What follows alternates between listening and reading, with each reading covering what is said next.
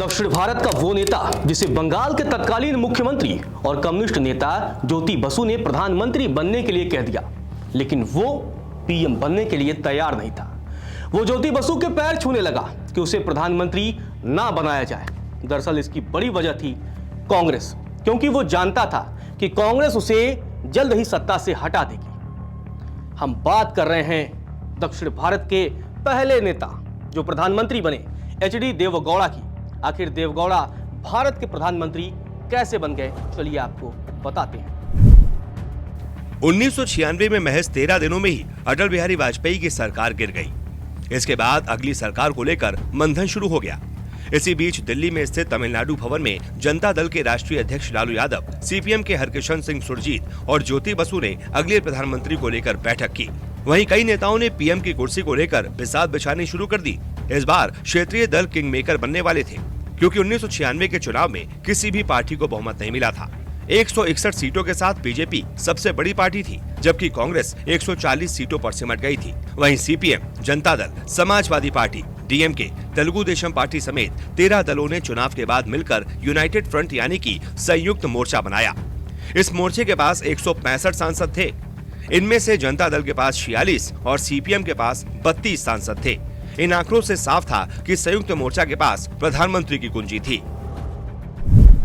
वाजपेयी सरकार गिरने के बाद संयुक्त मोर्चे में प्रधानमंत्री और सरकार बनाने के लिए रस्साकशी जारी रही। उस समय संयुक्त मोर्चे की पहली पसंद वीपी सिंह थे, लेकिन ज्योति बसु इससे खुश नहीं थे। फिर भी बसु ने वीपी सिंह से बात करने के लिए कुछ नेताओं से कहा। इसके बाद एचडी देवगौड़ा, चंद्रबाबू नायडू, करुणानिधि और मुरासोली मारन वीपी सिंह से मिलने पहुंचे, लेकिन वीपी सिंह ने नेताओं से ज्यादा देर तक मुलाकात नहीं की और 2 घंटे बाद पत्नी से संदेशा भिजवाया कि वह प्रधानमंत्री बनने के लिए राजी नहीं है। वीपी सिंह का जवाब सुनने के बाद सभी नेता वापस चले गए। वीपी सिंह के इनकार के बाद ज्योति बसु ने प्रधानमंत्री को लेकर इच्छा जताई, लेकिन उन्हें खुद की ही पार्टी में बड़ा विरोध का सामना करना पड़ा। दरअसल 1977 से पश्चिम बंगाल की कमान संभाल रहे ज्योति बसु की बड़े बड़े नेताओं के साथ अच्छी पैठ थी। कांग्रेस में भी उनके दोस्त थे, लेकिन सीपीएम के प्रकाश करार और सीताराम येचुरी जैसे युवा नेताओं ने बसु के प्रधानमंत्री बनाने के प्रस्ताव के खिलाफ बगावत कर दी, जिसकी वजह से ज्योति बसु का प्रधानमंत्री बनने का सपना टूट गया। वहीं संयुक्त मोर्चे में शामिल लालू यादव और मुलायम सिंह यादव एक दूसरे को प्रधानमंत्री नहीं बनने देना चाहते थे, जबकि आंध्र प्रदेश के तत्कालीन मुख्यमंत्री चंद्रबाबू नायडू की उम्र बहुत कम थी। वहीं करुणानिधि और जीके मूपनार को उस समय दिल्ली की सियासत में कोई खास दिलचस्पी नहीं थी। दोनों तमिल नेताओं ने एक दूसरे को सत्ता के खेल से बाहर कर दिया। आखिरकार तमिलनाडु भवन में प्रधानमंत्री को लेकर एक बैठक हुई, जिसमें लालू यादव, हरकिशन सिंह सुरजीत और ज्योति बसु शामिल थे। ज्योति बसु ने बैठक में एचडी देवगौड़ा को बुलाया और प्रधानमंत्री बनने के लिए कहा। बसु की बात सुनते ही देवगौड़ा चौंक गए। इसी बीच बसु ने लालू यादव से कहा कि वो बाहर जाकर घोषणा कर दें कि देवगौड़ा प्रधानमंत्री बनने जा रहे हैं।